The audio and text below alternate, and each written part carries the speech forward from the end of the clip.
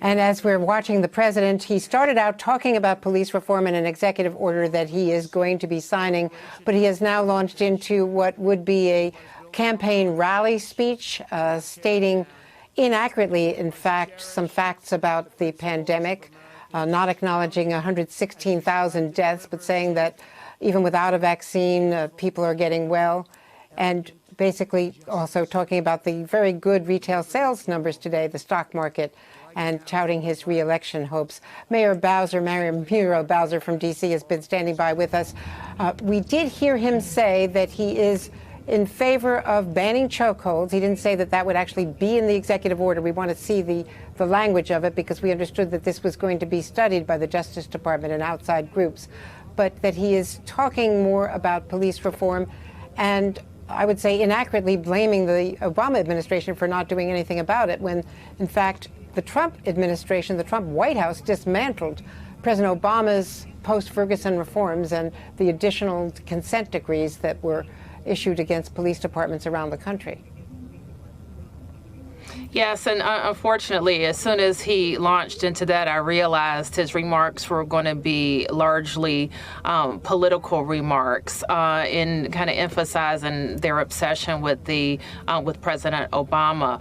But regardless of what happens with an executive order, we have to push to Congress for national change. I don't know what he's talking about with the Senate Majority Leader's bill. I don't think we've seen anything, but the House Democrats have very good measures that need to get out of the Congress. They can't just die there. What we did hear today, and I guess you probably heard that as well, is that Mitch McConnell is now committing to action to a vote before the July 4th recess, which would be terribly important because once they leave for 2 weeks after, in advance of July 4th, on July 2nd, in fact, there's only then 1 week when they come back in August for them to get anything done, including more COVID legislation. Well, I think that is very important. Speaker Pelosi and Leader Hoyer also committed to us in D.C. that there is going to be a vote in the House on H.R. 51, which is the bill that would make D.C. the 51st state. We're also very concerned that they come back with the HEROES bill or the next COVID relief bill to make Washington, D.C. whole in that process as well. And one of the things about statehood, before I let you go, is also that the Secret Service has now belatedly acknowledged that there was some form of chemical gas used around Lafayette Square on that Monday night confrontation where peaceful protesters were cleared from the area, despite previous denials from the White House.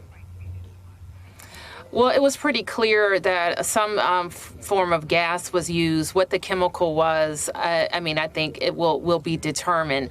But it's clear, we're not sure who made the order, but federal forces, police, whether they were Secret Service or Park Police, it appears, were ordered to clear out peaceful protesters.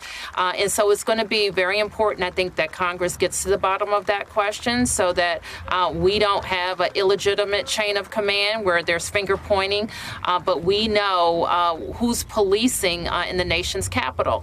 Our contention, of course, is that our police department, a fully autonomous Washington, D.C., has to be in charge of public safety in Washington, D.C.